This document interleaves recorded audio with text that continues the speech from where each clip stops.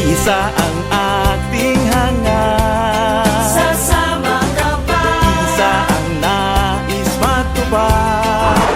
Nagtipon-tipon ang humigit kumulang sa 200 mag-aaral mula sa buong Region 3 na miyembro ng CBI o Christian Brotherhood International para sa isinagawang Knowledge Unlimited Pasugok Quiz Bee Season 2 na ginanap sa amphitheater ng Old Capitol, Cabanatuan City nitong Martes. Ang CBI ay isang samahan ng mga mag-aaral sa ilalim ng Iglesia ni Cristo na may iba't ibang chapters na matatagpuan hindi lamang sa Pilipinas kundi maging sa iba pang mga bansa. Ayon kay Maris Arenas, Arroyo University CBI President at organizer ng naturang event, layunin ng CBI na pagtibayin pa ang samahan ng mga estudyanteng miyembro ng Iglesia ni Cristo at palawakin pa ang kanilang mga kaalaman ukol sa mga aral ng Biblia na makakatulong para sa kanilang pang-araw-araw na pamumuhay. So CBI's aim po is to strengthen our faith and our Christianity and our bond together as brothers and sisters in the Church of Christ or in the Iglesia ni Cristo po.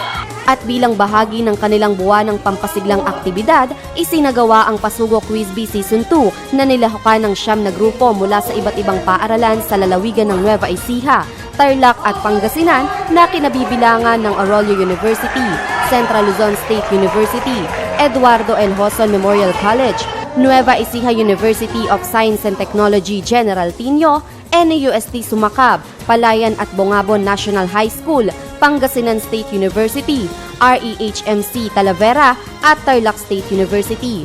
So now po, we are conducting CBI Pasugok Quiz Bee. So yung Pasugok po, for your information, this is the official magazine of the Iglesia ni Cristo. Ang essence ng Quiz Bee po ate is to familiarize each other po sa mga current events ng church since the questions questions came from the issue of the magazine of the Church of Christ.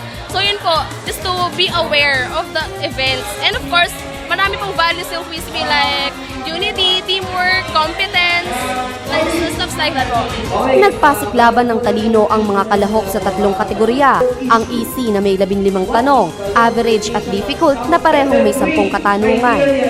Kitang-kita rin ang matinding pagsuporta ng kanilang mga ka-chapter, lalo na kapag nakakasagot ng tama ang kanilang mga pambato. Ngunit tulad ng ibang kompetisyon, sa naturang Quiz Bee ay may mga nanguna at itinanghal na panalo. Nakamit ng Tarlac State University ang 2nd pwesto, habang ang CLSU naman ang nag-uwi ng 2nd pwesto. Nagawa namang ipagtanggol ng AO Pinma ang kanilang korona matapos muling tanghaling kampyon sa naturang kompetisyon. Samantala sa susunod na buwan ay inaasahang isasagawa ang kanilang CBI Film Festival bilang bahagi pa rin ng kanilang buwan ng aktibidad. Mula dito sa Old Capitol, Cabanatuan City, para sa balitang lokal hatid ng Double B ng TV48 at DWNE. Janine Reyes, nagbabalita.